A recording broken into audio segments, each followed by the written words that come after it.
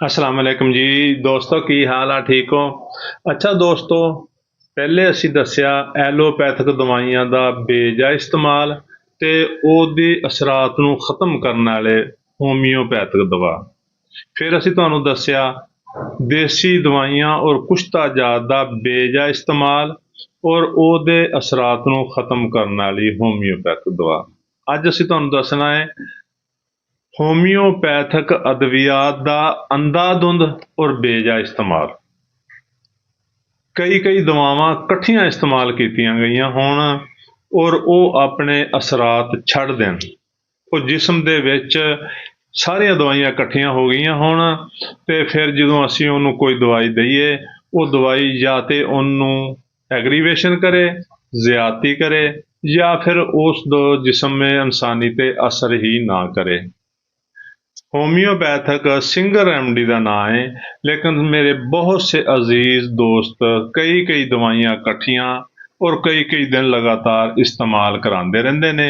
ਉਹਦੇ ਨਾਲ ਇਹ ਹੁੰਦਾ ਹੈ ਕਿ ਉਹ ਜਿਹੜੀਆਂ ਦਵਾਈਆਂ ਜਿਸਮ ਦੇ ਵਿੱਚ ਜਮ੍ਹਾਂ ਹੋ ਜਾਂਦੀਆਂ ਨੇ ਔਰ ਉਹ ਫਿਰ ਇਨਸਾਨੀ ਜਿਸਮ ਸਾਕਨ ਹੋ ਜਾਂਦਾ ਹੈ, ਉਹਦੇ ਉੱਤੇ ਉਹ ਦਵਾਈਆਂ ਅਸਰ ਕਰਨੀਆਂ ਛੱਡ ਦਿੰਦੀਆਂ ਨੇ।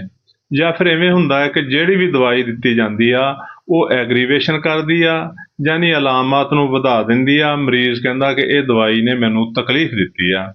ਤੇ ਜਾਂ ਫਿਰ ਇਵੇਂ ਹੁੰਦਾ ਹੈ ਕਿ ਉਹ ਦਵਾਈ ਅਸਰ ਹੀ ਨਹੀਂ ਕਰਦੀ।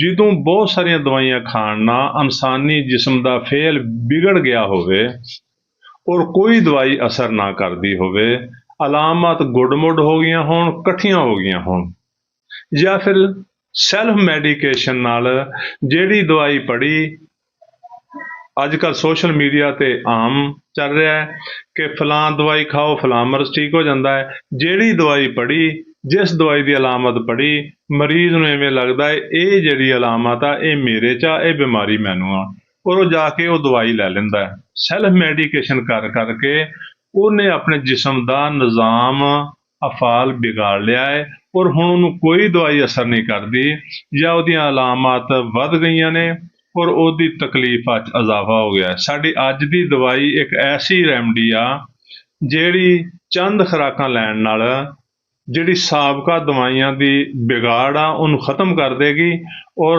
ਤੁਹਾਡਾ ਜਿਹੜਾ ਜਿਸਮ ਆ ਉਹ ਉਹਨਾਂ ਦਵਾਈਆਂ ਤੋਂ ਸਾਫ਼ ਹੋ ਜਾਏਗਾ ਔਰ ਤੁਸੀਂ ਮਜ਼ੀਦ ਜਿਹੜੀ ਵੀ ਤੁਹਾਨੂੰ ਤਕਲੀਫ ਹੋਏਗੀ, ਅਗਰ ਤੁਸੀਂ ਉਹਦੀ ਦਵਾਈ ਲਓਗੇ ਔਰ ਤੁਸੀਂ ਇਨਸ਼ਾਅੱਲਾ ਠੀਕ ਹੋ ਜਾਓਗੇ। ਯਾਨੀ ਹੋਮਿਓਪੈਥਿਕ ਦਵਾਈਆਂ ਦੇ ਅਸਰਾਤ ਨੂੰ, ਉਹਦੀ ਜਿਹੜੀ ਅਲਾਮਤ ਗੁੱਡ-ਮੁੱਡ ਹੋ ਚੁੱਕੀਆਂ, ਉਹਨੂੰ ਠੀਕ ਕਰਨ ਵਾਲੀ ਇਹ ਹੋਮਿਓਪੈਥਿਕ ਦਵਾ ਹੈ। ਹੋਮਿਓਪੈਥਿਕ ਦਵਾ ਐਲੋਜ਼ 30 ਤਾਕਤ ਦੀ ਇੱਕ ਖੁਰਾਕ ਰੋਜ਼ਾਨਾ 3 ਤੋਂ 4 ਦਿਨ ਲਓ। ਇਨਸ਼ਾਅੱਲਾ ਤੁਸੀਂ ਦੇਖੋਗੇ 3-4 ਦਿਨ ਦੇ ਵਿੱਚ ਹੀ ਜਿੰਨੇ ਵੀ ਤੁਹਾਡੇ ਜਿਸਮ ਦੇ ਵਿੱਚ ਮੈਡੀਸਨ ਦੇ ਬੈਡ ਅਸਰਾਤ ਸੀ, ਸੈਲਫ ਮੈਡੀਕੇਸ਼ਨ ਦੇ ਬੈਡ ਅਸਰਾਤ ਸੀ, ਜਾਂ ਦਵਾਈਆਂ ਦੇ ਅਸਰਾਤ ਗੁੱਡ-ਮੁੱਡ ਹੋ ਚੁੱਕੇ ਸੀ ਔਰ ਉਹ ਠੀਕ ਹੋ ਚੁੱਕੇ ਆ। ਤੁਹਾਡੀ ਅਲਾਮਤ ਜਿਹੜੀਆਂ ਹਰ ਟਾਈਮ ਵੱਧ ਜਾਂਦੀਆਂ ਸੀ, ਤੁਹਾਨੂੰ ਤਕਲੀਫ ਰਹਿੰਦੀ ਸੀ, ਉਹ ਠੀਕ ਹੋ ਗਈ ਆ। ਬਲਕਿ ਜਿਵੇਂ ਤੁਸੀਂ ਲਓਗੇ ਤੁਹਾਡੀ ਅਲਾਮਤ 'ਚ ਨਾ ਸਿਰਫ ਕਮੀ ਆ ਜਾਏਗੀ ਬਲਕਿ ਤੁਸੀਂ ਠੀਕ ਹੋ ਜਾਓਗੇ।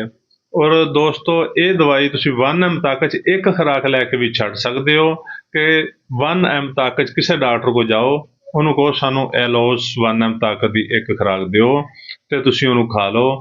ਫਿਰ ਤੁਸੀਂ ਹੋਰ ਦਵਾਈ ਕੋਈ ਨਹੀਂ ਖਾਣੀ, ਵੇਟ ਕਰਨਾ ਹੈ। ਤੁਸੀਂ ਦੇਖੋਗੇ ਕਿ ਤੁਸੀਂ ਠੀਕ ਹੋ ਗਏ ਹੋ। ਸਾਡੀ ਵੀਡੀਓ ਨੂੰ ਲਾਈਕ ਤੇ ਸ਼ੇਅਰ ਕਰੋ ਤਾਂ ਕਿ ਇਹ ਵੀਡੀਓ ਮਜ਼ੀਦ ਲੋਕਾਂ ਤੱਕ ਪਹੁੰਚੇ ਔਰ ਉਹਨਾਂ ਲੋਕਾਂ ਦਾ ਭਲਾ ਹੋ ਸਕੇ। ਸਾਡੇ ਅਕਾਊਂਟ ਨੂੰ ਫਾਲੋ ਕਰ ਲਓ, ਸਾਡੇ ਚੈਨਲ ਨੂੰ ਸਬਸਕ੍ਰਾਈਬ ਕਰ ਲਓ ਤਾਂ ਕਿ ਸਾਡਾ ਔਰ ਤੁਹਾਡਾ ਰਾਬਤਾ ਰਹੇ। ਸ਼ੁਕਰੀਆ। ਅੱਲਾ ਹਾਫਿਜ਼।